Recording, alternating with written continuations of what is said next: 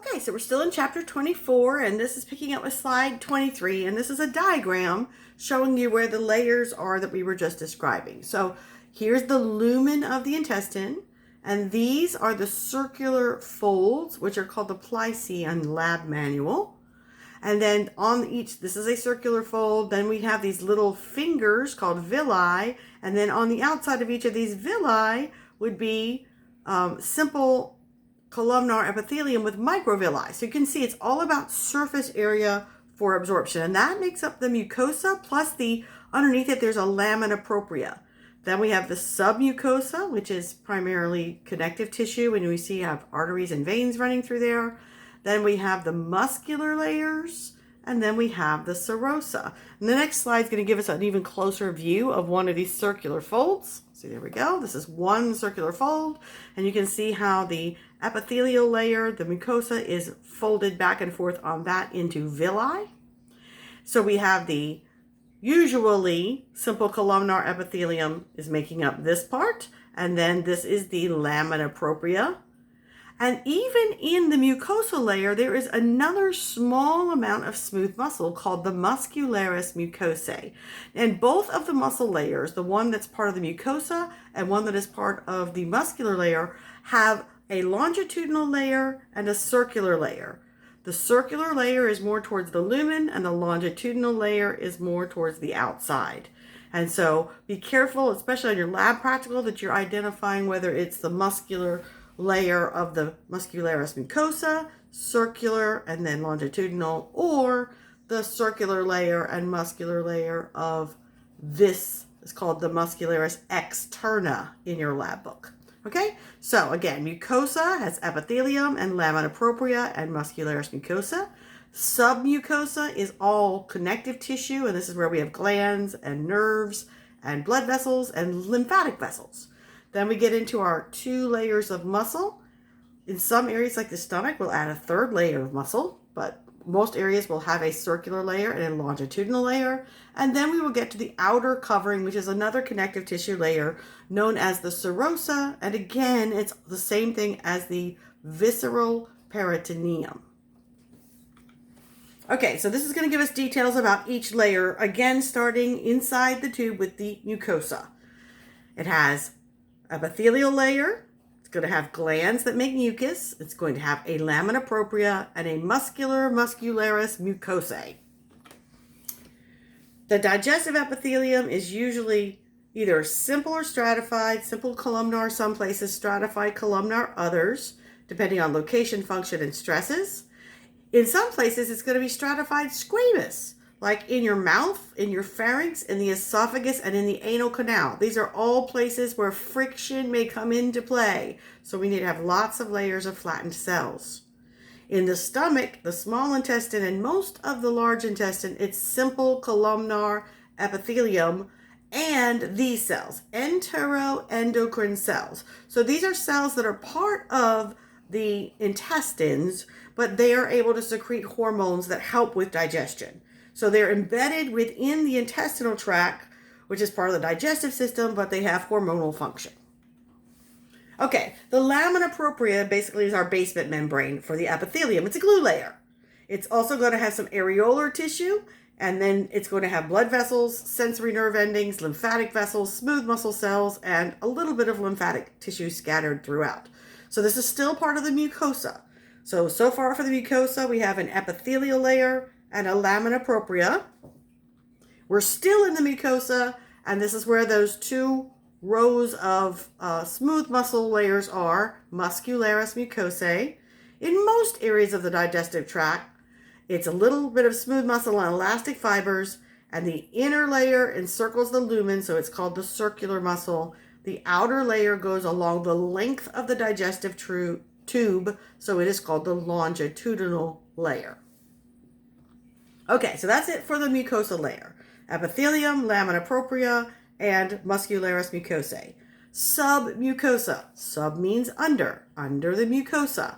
This is dense, irregular connective tissue, and it hooks the mucosal layer to the muscle layer beneath it.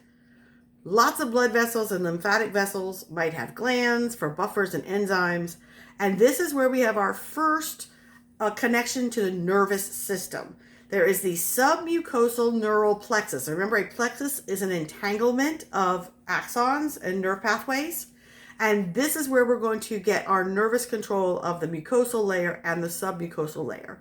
So in here, we'll have sensory neurons, parasympathetic ganglionic neurons, and sympathetic postganglionic fibers. Then we get to the muscular layer, the muscularis externa. Also smooth muscle cells, usually in two layers with an inner circular layer and an outer longitudinal layer. And this is the layer that squeezes and squishes and actually pushes the food along in a wave-like motion called peristalsis. So it also mushes the food around for mechanical digestion. And these movements are controlled by the enteric nervous system, which is controlled primarily by parasympathetic division. And there are going to be some sympathetic fibers. So in here we have our second nervous system entanglement called the myenteric plexus.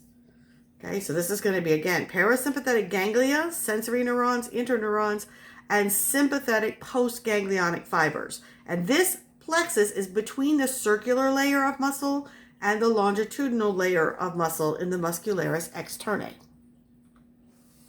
And then we get to the outermost layer, which is the serosa. It's a serous membrane. It's visceral peritoneum, right? And it's in most of the areas that are in the peritoneal cavity. Now, some of our digestive system is not in the peritoneal cavity. For example, your esophagus. So wherever we are outside of this peritoneal cavity, you might have a different covering on the outside called the adventitia, which is basically just a bunch of collagen fibers. So in places where you can't have the full serosa, you'll have an adventitia. Okay, so I mentioned this before. We have movement by these circular and longitudinal muscle layers, and it's going to have its own rhythm. And it's going to push the food forward, and it's going to be churning it and mixing it. And so, believe it or not, it has its own regulation. It has pacemakers, pace setter cells that will spontaneously depolarize without input necessarily from the nervous system, and then the wave of contraction will spread through the whole sheet. So peristalsis are the waves that actually move the food forward. So how do we do this? The circular muscle behind a bolus. Now, what is a bolus? It's the clump of food that's kind of still together. You might swallow a single bolus of food, okay? And so behind that lump of food, the circular muscles contract and the muscles ahead of it will relax. So we open the tube in front and squeeze behind, like squeezing a tube of toothpaste. And then the longitudinal muscles contract and pull the lining of the intestine back over the bolus of food. And then the wave of contraction forces the bolus forward. So here's a good diagram. So here's from the mouth to the anus. Here's a bolus of food. We will squish the muscles behind it, relax the muscles in front of it, and we actually take this longitudinal layer and kind of slide it back like a sleeve or a sock. That kind of pushes this back, and then this propels forward. And that moves the food forward. Now, there's another type of movement called segmentation that is not really there to move the food forward, but it is to churn it and to pass it over the same area of the intestine or digestive tract several times for the best chance of absorption. So we kind of squish it forward, backward, forward, backward, forward, backward, so that we're mixing it with enzymes and we're allowing it several passes over the same intestinal villi, hoping to get as many things absorbed as possible. It doesn't really make it go forward, it just kind of churns it all up. Okay, so how are we going to control digestive functions? Well, just like everything else, we usually have 3 layers of regulation. Something that happens locally, something that is controlled by the nervous system, and something that's controlled by the hormones. Okay, so locally we'd be able to make small changes right around where that particular factor is. Neural mechanisms would be for quick responses of the entire digestive system, and hormonal mechanisms would be for slower reactions. So local factors that can affect the system are pH changes, how much food is in there, or the individual chemical composition of the food. Is it high in fat, higher in protein, or higher in carbs? These all have direct localized effects on what's happening in your digestive system. Something else that can affect it is stretching of the intestinal wall. It kind of springs back. So if you stretch it out, it will snap back and help propel the food forward. We also might have local factors that will cause the release of individual chemicals like prostaglandins, histamine, or other chemicals to affect just the nearby cells. The nervous system gets in charge when you're going to talk about overall control of some areas of smooth muscle contraction and glands secreting. And so we control those through the myenteric plexus. And remember, that myenteric plexus is between the circular and longitudinal muscle layer on the outside edges of the tract, not the one on the epithelial layer with the muscularis mucosa. We have short reflexes and long reflexes. Short reflexes are only controlling a little tiny section, and they are completely independent of the central nervous system. Long reflexes are going to be communicating what's happening in the whole system, and they're going to involve interneurons and motor neurons, and this is what really gives us the large-scale peristalsis. For example, once you start eating, you actually start moving your previous meal through your digestive system faster. So your body recognizes you're taking in more food, and it starts stimulating areas of the intestines to quickly process the old meal to get ready for the new meal. Hormonal mechanisms are from those enteroendocrine cells, and they produce lots of peptide hormones. Now, peptides are short strings of amino acids, and we know that we had some hormones that were made of these. They can control almost every aspect of digestion and even affect other systems. And of course, they come from endocrine organs or endocrine cells and travel through the bloodstream to get to their targets. So here are a couple of graphics that will kind of summarize the 3 levels of control. Okay, so I'm going to go ahead and keep going. We haven't been on here this long for this video, and we're going to start at the top, at your mouth, and we're going to work our way down, okay? So the very beginning of the digestive system is the oral cavity. You're actually, before it even gets in your mouth, you start experiencing your food through its sight and through its smell, and usually results in salivation. So you have sensory analysis of your food before swallowing. That means tasting your food. You mechanically digest it in your mouth through your teeth, tongue, and palates, your hard and soft palates. You lubricate the incoming food by mixing it with mucus and saliva produced in glands. And then there's even a little bit of chemical digestion that happens in your mouth.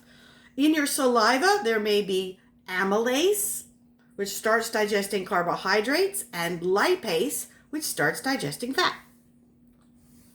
The lining of the oral cavity, because this is going to be an area that's subjected to friction, is stratified squamous epithelium. It's thin and non-keratinized, so it's not waterproof like the outer membrane of your skin, and it's on your cheeks, your lips, and the underside of your tongue. Thin vascular mucosa inferior to tongue can rapidly absorb lipid-soluble drugs. So there are some drugs that work faster if we give you a drop under your tongue than if you swallow them. The inside of your cheeks has big pads of fat and the buccinator muscles, and the mucosa of the cheeks continues on to the lips.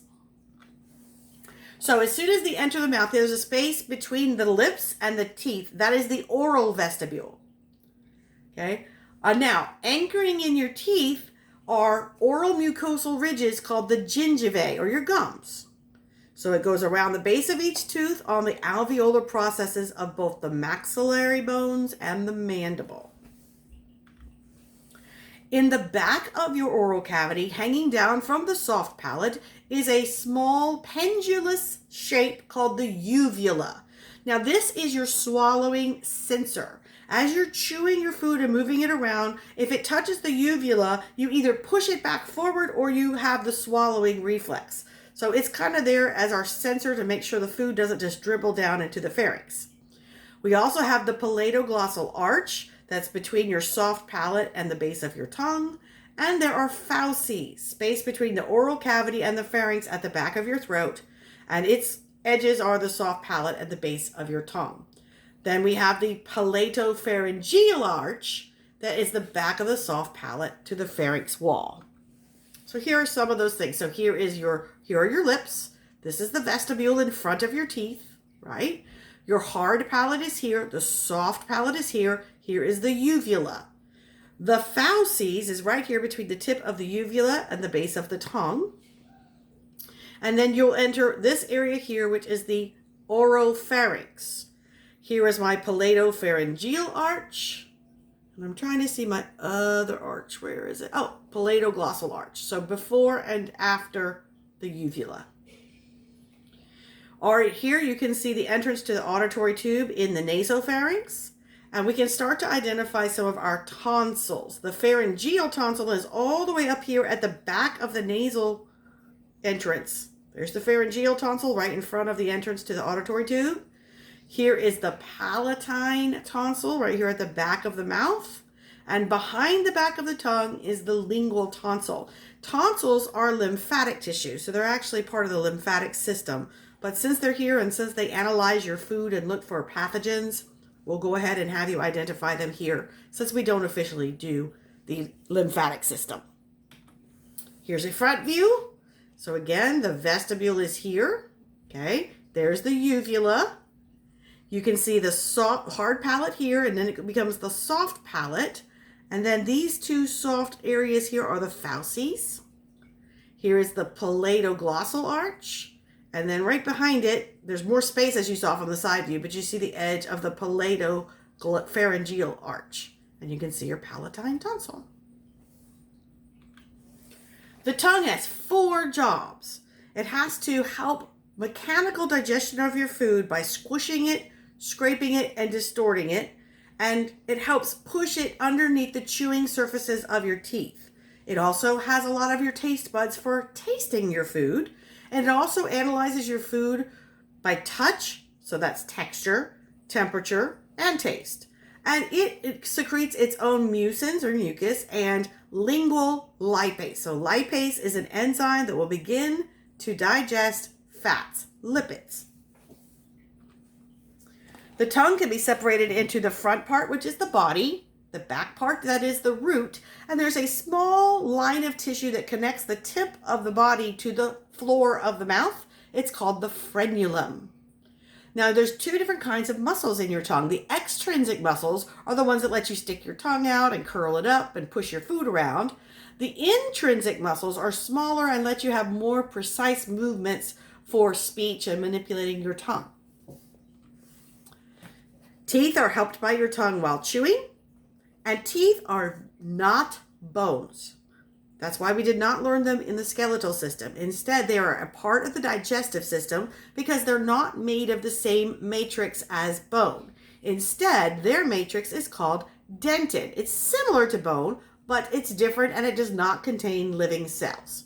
In the center of each tooth is a pulp cavity that has blood vessels and the nerve to that tooth, and it enters and exits through the root canal. And at the very base of the root is the apical foramen, which is the opening through the root that allows the vessels and nerves to enter the root canal. The root of the tooth sits inside a little pocket in each of the bones, the mandible or the maxilla, and that socket is called an alveolus. If you remember from the joint chapter, it's called a gomphosis. And then there's a layer of cement over the dentin of the root. And then the one thing that actually holds the tooth in is called the periodontal ligament. And it's that ligament that is a strong articulation of a gomphosis to hold your tooth in. The top part of your tooth, everything that you can see above the gum, is called the crown. And there's a little narrowing right before it enters the gum, that's called the neck. And around the neck of the tooth is the gingival sulcus. And everything above on the crown is covered by enamel. It covers over the dentin, and it's the enamel is white while the dentin is yellow, and it gives us the biting surface. And then teeth sometimes have these little points on the top of them called cusps, and so we will classify the teeth by the number of cusps they have. So here's an example of a tooth. So again, the roots of the tooth go way down into the bone socket, into the alveolus. This zigzaggy line here would be the periodontal ligament, and the rest of this would be covered with cement or cementin. You might hear it called that in other books. The dentin is all of this darker brown. This is the pulp cavity. The enamel is on this whole area here. This is the crown of the tooth. All of the white is the enamel, and then this little divider between gum and the crown at the neck of the tooth is where we have the gingival sulcus. Into the bottom of the two tooth roots, we have the apical foramen, and then these are the root canals where we let the vessels and nerves go through each root up into the pulp cavity. All right, the alveolar processes of the maxilla and alveolar part of the mandible will give you your maxillary dental arcade and your mandibular dental arcade. That just means your whole set of teeth. So the types of teeth that you have incisors, canines, premolars, and molars. And here is it. Now, you get two sets of teeth. You get your baby teeth, which are called your deciduous teeth because you shed them. And then you're going to get your adult teeth later. These are the adult teeth. Okay, so these are the ones you keep forever. You have two incisors. You have one pair of, this is per side. Okay, so on each side you'd have two incisors, a canine, two premolars, and three molars. And then you'd have that on the other side of the upper jaw. So this is 1, 2, 3, 4, 5, 6, 7, 8. So you'd have 16 teeth on the top. And on the lower jaw, you have the same thing. You have 16 teeth on the bottom. So an adult's mouth has 32 teeth. A baby's mouth, once you get all the baby teeth in, has 20. Incisors are blade shape or knife shape, and they're at the very front, and they're used for cutting. They only have one root. So they have a flattened edge and a single root. Your canine teeth are called your cuspids because they have one single cusp at their top. These are for tearing or slashing. They're called canines because they're the pointy teeth that stick down that are reminiscent of the dog's sharp pointy teeth. And they also have a single root.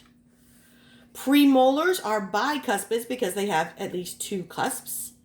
And these are your crushing, mashing, grinding teeth and can have one or two roots. And then your molars are very large and flat, and they have 4 or 5 rounded cusps. These are only for crushing and grinding, and they have 2 to 3 roots each. So as I mentioned, you get two sets of teeth. First, you get in your deciduous teeth, which means they're going to be shed. There's your baby teeth. And then you get your permanent teeth. So other names for deciduous teeth are primary teeth, milk teeth, or baby teeth. 20 temporary teeth that are 5 on each side of the upper and lower jaws. You're still 2 incisors and 1 canine, but you have only 2 deciduous molars on each side instead of premolars and molars. And there are the baby teeth.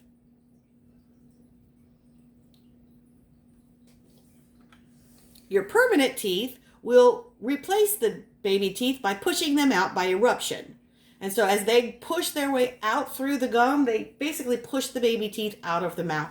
And again, you have 8 on each side of your upper and lower jaws, 2 incisors, 1 canine, 2 premolars, and 3 molars.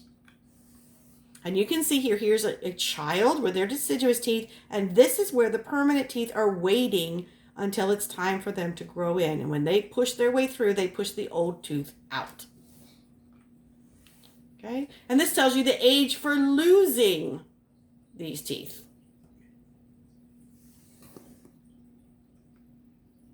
Oh, excuse me, eruption. So you lose your baby teeth, and then that's the year you get your permanent teeth. So here's the upper one, and there's the lower one. Okay, so I'm going to stop this video here, and we'll pick up the next one at slide 68.